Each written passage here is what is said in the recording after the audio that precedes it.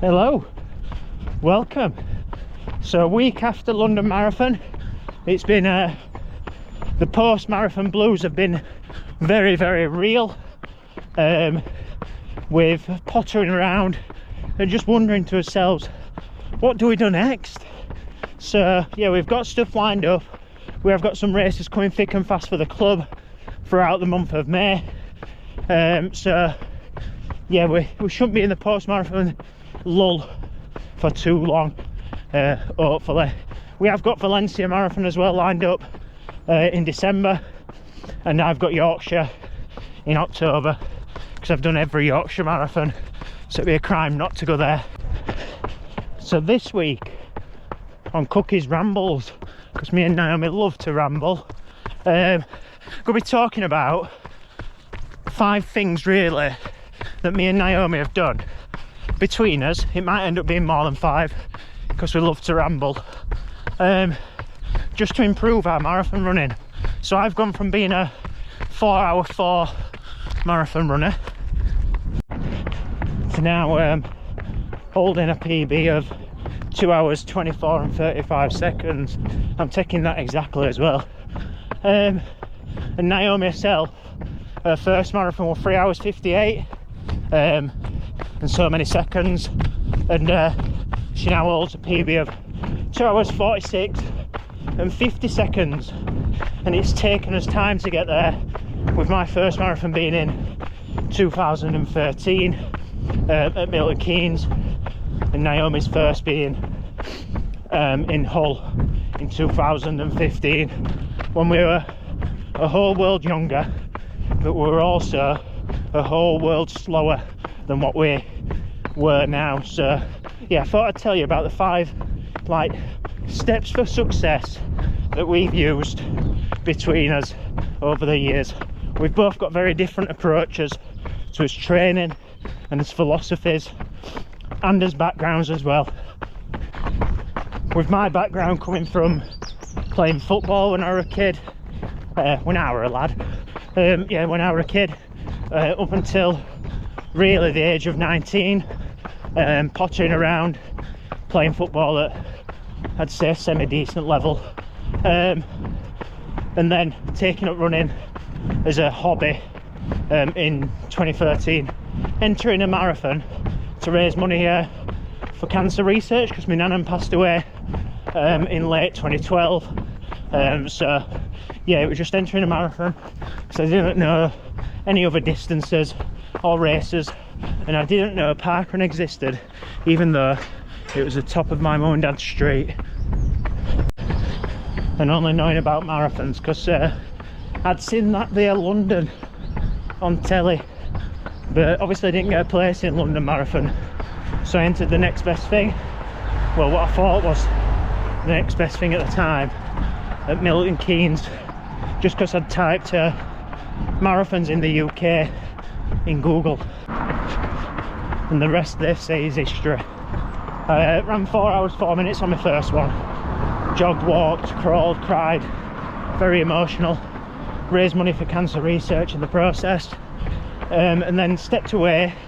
I'd already entered a Yorkshire Marathon because it's in God's own country, my backyard, but I stepped away from Milton Keynes knowing I can do quicker than that. So I went to Yorkshire and ran 3 hours 19:35, trained a little bit more, but got wiser, more experienced, in combating the distance. And I am what I would class as an ex-triathlete come runner, novice triathlete come marathon runner. So I'm really lucky that I came from a childhood where my parents were incredibly active. So from a young age we were going swimming on a Saturday morning. I remember my dad watching Ironman events with me on a Sunday morning on the telly at 5 a.m. We were dragged out for runs and bike rides, karate, rock climbing, scouts put us through sailing. Do you know, my background has always been active, and that is something I'm quite passionate about. Is I was given every opportunity possible to do whatever I wanted within the sporting world, and not being pushed by my parents allowed me to take a step back when I needed to as a teenager, and then find sport again as an individual in my late 20s. My parents, I always remember my dad saying, well, if only you trained a little bit, you'd be good, you'd be really good. And now I go home and he goes, well, I did tell you so, now you're training, you're good. And at the time I hated him for saying that, but it really does show the background I was given growing up as a child that was allowed to go out and dig holes in the garden, run up down the lane if I wanted to, because we lived in a little village. You know, I could ride my bike when I wanted, and it's really progressed me into now an athlete or a runner, club runner, that wants to go out as soon as they see that the sun's out. I want to be out, no matter how tired my legs are, I see that the sun's out, and I want to go and do something, from walking, cycling. You know, as a kid we did fencing. You know, everything that I ever said to my mum, other than football and ballet, everything that I ever said to my mum, oh, I want to give this a go, it was, all right, let's go. And that's played a massive part in who I am now. So that leads me on to my first one, actually. My first point. So, using experience for like positivity. You know how much it's going to hurt. So, you know what to put yourself through and where to take yourself in a marathon. Equally, you could use it negatively, where you know how much it's going to hurt. So, you can talk yourself out of it, but you also can talk yourself into it, where you know when it gets tough, that you've got experience, you've done it before, you know exactly where it's going to take you and how you're going to overcome that pain when it gets to those latter stages, when you're in a deep and dark and wonderful place. And there isn't no like quick fix or simple hack to gaining that experience. There's only one thing that you can do to really gain that experience, and that's actually do it. It's actually take the time over a period of time to actually take part in something, adopt it as a hobby. And that's a nice segue into the next thing as well. Practice, practice, practice makes perfect, doesn't it? My next like tip is just getting out there, getting the job done and practicing it, like running, playing the guitar, your recovery in running as well, equally as important. And you can only do that by actually turning up week in, week out. And it's sort of like a step 2 as well, or a 2.2 tip, being consistent in that approach, consistent in your practice, consistent in how you do things. And yes, it's not always linear, progress isn't always linear, but if you're consistent and you're turning up, eventually it will fall into place. The volume of the sessions that I'm doing, so just because my mileage is at 50, it doesn't necessarily mean the volume of my runs dramatically increased. So I was doing, majority was 1 speed session a week that was around 12 miles long. At peak it was 15. That's including a warm up and cool down, but that's 15 mile of effort. I was also doing 1 long run a week, and that was on average 18 mile plus, and that's for the full 4 months before London Marathon. I was at 18 plus mile week, and I was doing a parkrun every week. And this is something I almost swear by, is getting up and doing that parkrun, whether you're racing it, jogging it.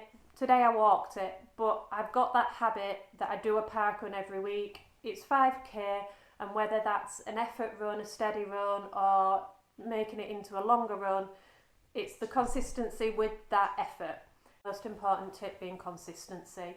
I've spent the last 5 months at 50 mile weeks, and that's a big jump from me. I gradually increased from 30 miles up to 50, and yeah, 5 months before London Marathon at 50.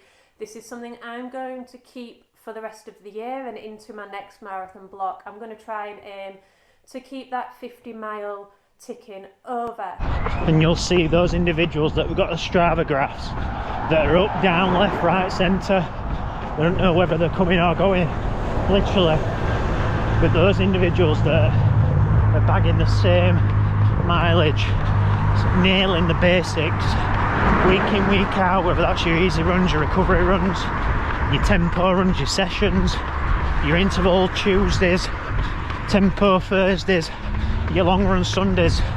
Those individuals will probably be the ones that reap the rewards eventually come race day in whatever they do.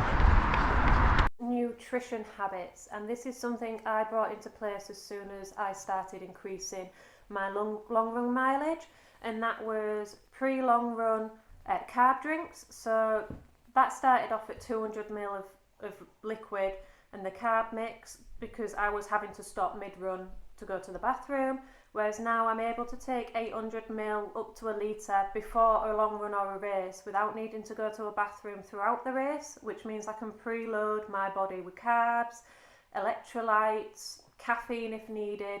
It means my body is able to store that liquid as well that little bit better, and on race day I'm not having to worry about what if I need to stop or anything like that.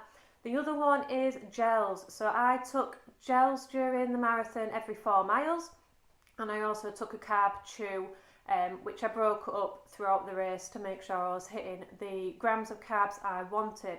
So all throughout my training and my long runs, I was having gels every 4 mile, and that was whether I felt good, whether I felt bad, whether I wanted to have one or not. I was taking them, and it gets your body used to them. It gets your body used to storing those carbs, and it gets your body used to taking on nutrition while you're training, while you're running, and it makes sure that on race day you're going to feel fine. You're not going to feel sick from taking on gels. Your body's going to understand what to do and how to use it. So over the years, I think my greatest PB is keeping a sherbet lemon in for 2 hours 25 minutes on a marathon, and that's all well and good, but it must be a fluke really, because it's not getting me carbs in during the marathon. So recently I transferred over to actually taking gels on board, caffeine shots and other processors, but I've practiced them as well in training, which has then helped me, well, my stomach gets settled to them and grow accustomed to them, but it also means that I'm ready for what it brings on a race day. But also, it's not the thing that we're runners, we can always eat cake, and that's why we run. If it's why you want to run, like, fair enough, but to improve my marathon time and improve my running, I did one simple thing, and it were a marginal thing. I cut out cheese, believe it or not, and in last year I would have probably a full bag of grated cheese a week, but it would cause me stomach issues and gut problems. So I made the simple change of cutting out cheese, and on sessions it meant I didn't have stomach ache, which meant I could get out and get the job done. And it was just a marginal change that I did, but nailing your nutrition so that you know what's right for you, not only when you're racing but around racing as well, around training, so that your body, and you know your body, if you have too much of a good thing, it's going to hurt you. So just being aware and being in tune with your body when it comes to nutrition, and it is fueling for what you want to do. So you can't be on a diet and trying to lose loads of weight as a runner. You need to fuel so that you can get the best out of your engine, and you wouldn't go putting diesel in a petrol engine, would you? It ain't gonna work. Leading me on to tip number 4. So your environment is a big thing, and surrounding yourself with like-minded people that also want to go far is a big thing. It creates that group of people. We've got a group, we call it the Speed Squad. Had it for years, and before that we used to train on the dam wall, train in the tunnel, and I never really used to do any speed work in a week, but it means that when the going gets tough, you've got people that have got your back and they know what it's all about, and it becomes a bit more of a social thing, a bit more of like a family surrounding yourself, that you can talk about running, but it's also important to talk about other stuff so that you're not fully consumed in it 100% of the time. And it has become more than that. Went out for like Naomi's 30th birthday, celebrated it with all the team, Kai and Ruby's wedding in July, and yeah, we are runners, but there's also so much more to us as well, and having that team of like-minded people really beneficial to helping you achieve and get to where you want to be. And it's not like when you're surrounding yourself with people that just don't get it. These people do, and they know how much it means to you crossing a marathon finish line and achieving exactly what you want as well. Finding a running group, finding your squad of people that will train with you in the rain, will do a long run on a Sunday, and will back you no matter what your crazy ideas are within your running goals. Joining Barnsley AC was one of the best moves I made, be it a big move, actually moving towns, but this group of people have pushed me, dragged me, kicking and screaming, and got me around those long runs or pushed me through my paces at speed sessions.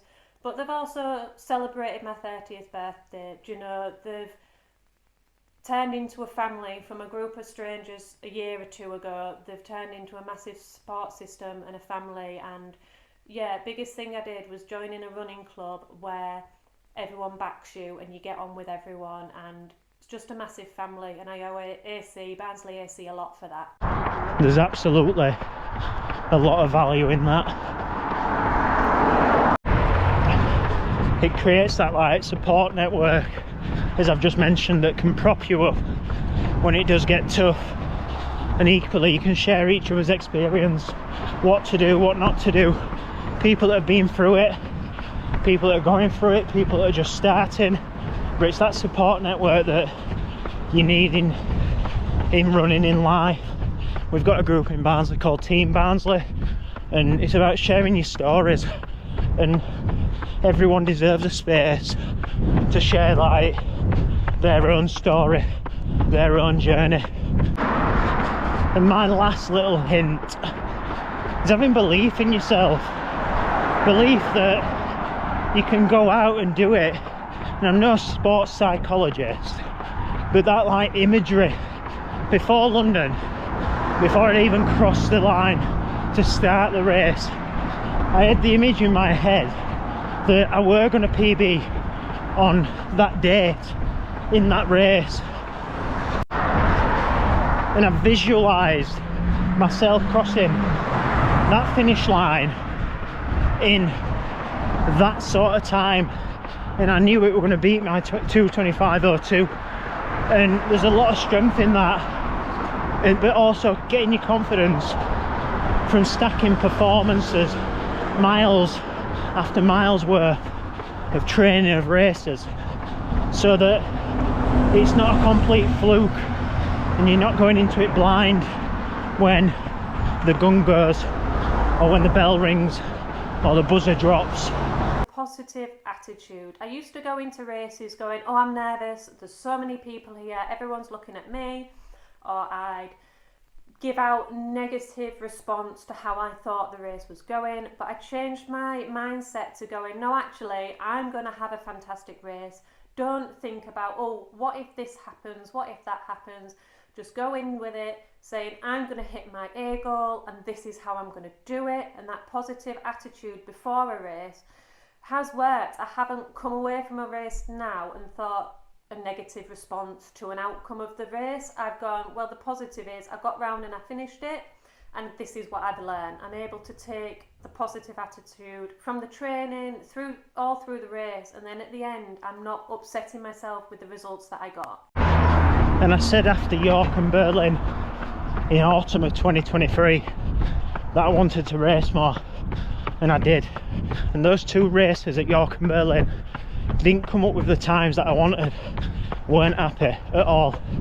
But I raced more, I stacked confidence, and I put all the other stuff in place so that when I reached the start line at London in 2024, that I had that confidence in myself, that I know that I can get out there and get the job done, so that when I cross that finish line, I've got absolute belief that I gave it every best opportunity of a PB, whether I like it or not really.